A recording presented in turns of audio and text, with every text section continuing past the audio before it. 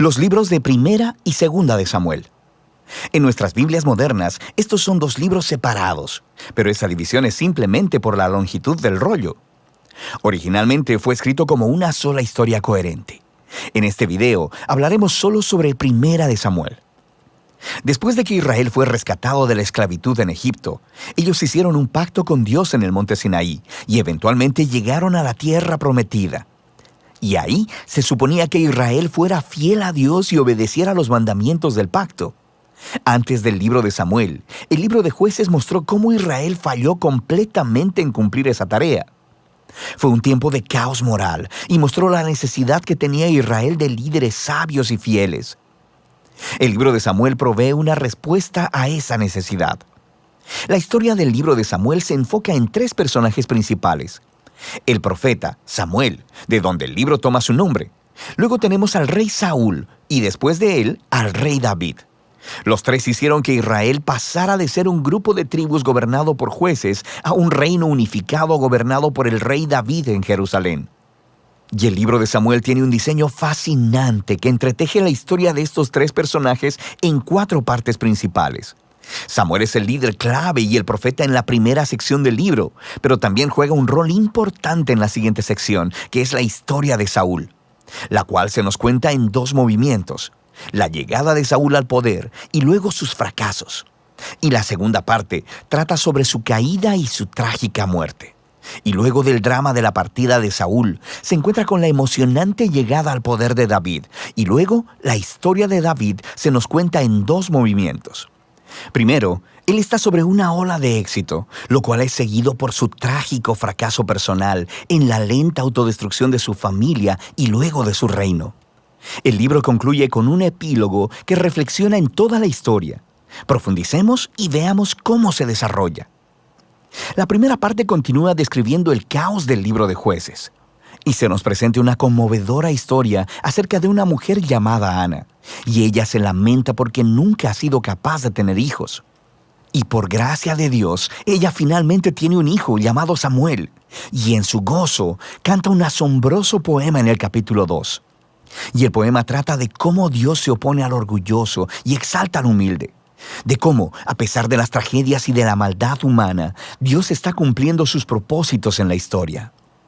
Y también trata de cómo Dios un día levantará un rey ungido para su pueblo. El poema de Ana ha sido colocado aquí en el inicio del libro para introducir estos temas claves que veremos a través de toda la historia, como el siguiente. Samuel crece y se convierte en un gran profeta y líder para el pueblo de Israel, al tiempo que los filisteos se levantan como los archienemigos de Israel. Y en esta batalla crucial, los israelitas se vuelven arrogantes, y en lugar de orar y pedir la ayuda de Dios, sacan el arca del pacto como una especie de trofeo que automáticamente les dará la victoria en la batalla.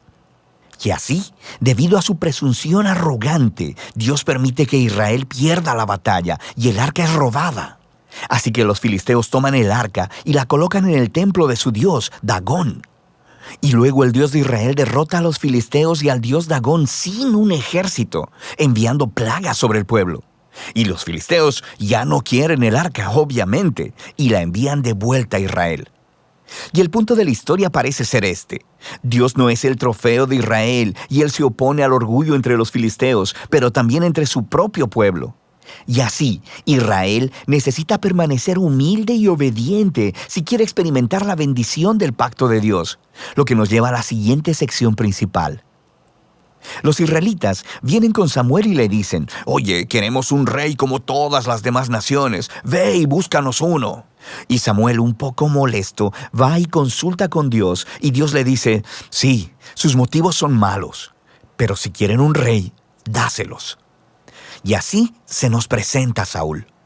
Saúl es un personaje trágico porque empieza siendo muy prometedor.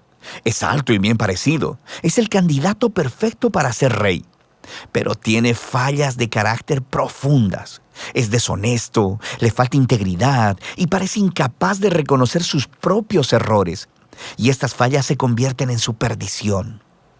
Él gana algunas batallas al principio, pero sus fallas son tan profundas que eventualmente se descalifica a sí mismo por desobedecer descaradamente los mandamientos de Dios. Así que el anciano Samuel confronta a Saúl y a Israel. Él le había advertido al pueblo de que solo serían beneficiados por un rey que fuera humilde y fiel a Dios. De otro modo, los reyes de Israel traerían la ruina. Así que le informa a Saúl que Dios levantará un nuevo rey para reemplazarlo. Y así comienza la caída de Saúl. Al mismo tiempo, Dios está trabajando detrás de escena para levantar a ese nuevo rey. Es un insignificante pastor joven llamado David. Es el candidato menos probable para ser rey. Pero la famosa historia de David y Goliat muestra que Dios no eligió a David por la posición de su familia, sino simplemente por su confianza radical y humilde en el Dios de Israel.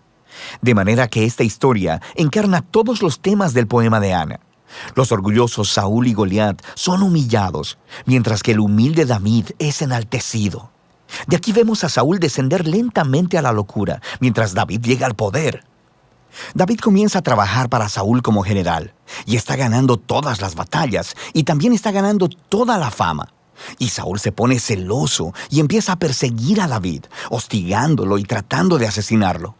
David no ha hecho nada malo, así que David simplemente huye y espera en el desierto.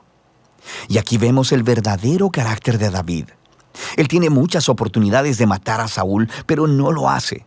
Él simplemente confía que a pesar de la maldad de Saúl, Dios levantará un nuevo rey para su pueblo.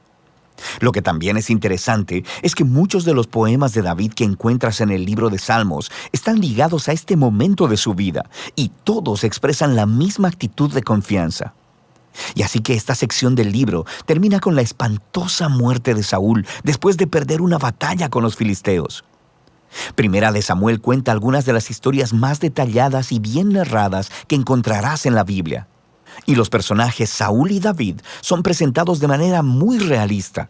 Y el autor los está exponiendo como estudios de carácter para que puedas encontrarte a ti mismo en ellos. Así que en la historia de Saúl vemos una advertencia. Es crucial que reflexionemos en nuestras propias fallas de carácter y cómo nos dañan a nosotros y a los que nos rodean.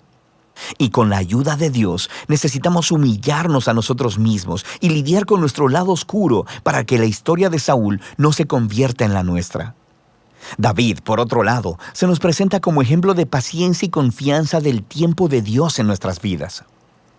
Él está huyendo en el desierto, siendo perseguido por Saúl. David tenía muchos motivos para pensar que Dios lo había abandonado, pero eso no es lo que él piensa.